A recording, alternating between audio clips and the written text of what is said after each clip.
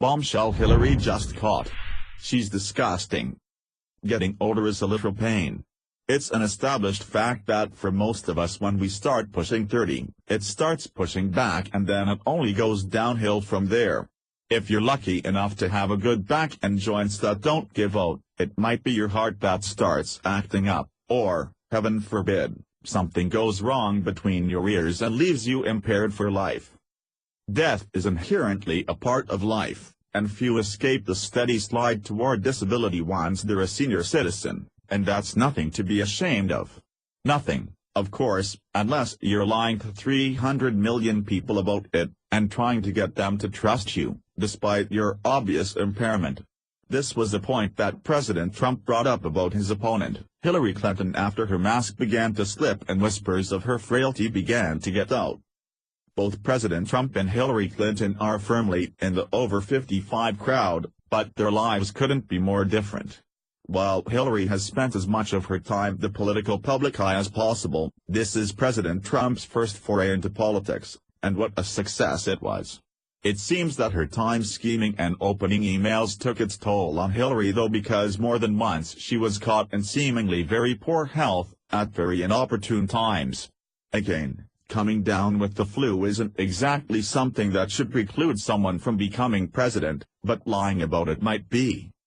Recently we were once again reminded of how fortunate we are to have ended up with President Trump and not Hillary as our president when it came to light that Hillary just can't seem to get over anything. Any politics shares some pretty damning evidence that points toward President Trump's former opponent being totally physically unfit to hold the office of president. During last year's presidential election, Donald Trump frequently called Hillary Clinton's health into question.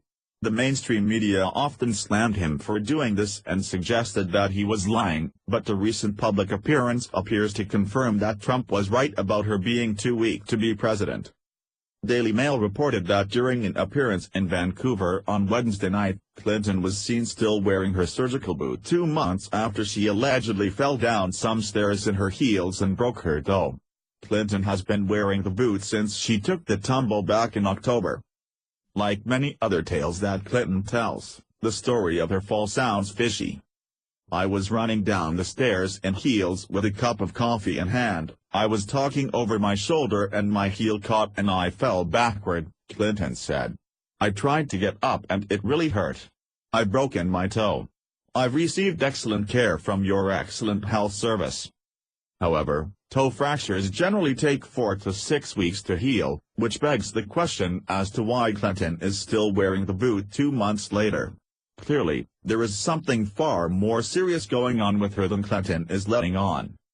Again, slow healing isn't exactly earth-shattering, however, when the American people just don't know what happened to her because of a pattern of lies that shows she will say just about anything she can get away with to be elected, it is just another demonstration of how no one knew what they were getting with Hillary. What we do know now is that she won't be getting over that loss anytime soon. Just since she lost the election a little over a year ago, Hillary has published 2 books, both highlighting her run against President Trump in 2016.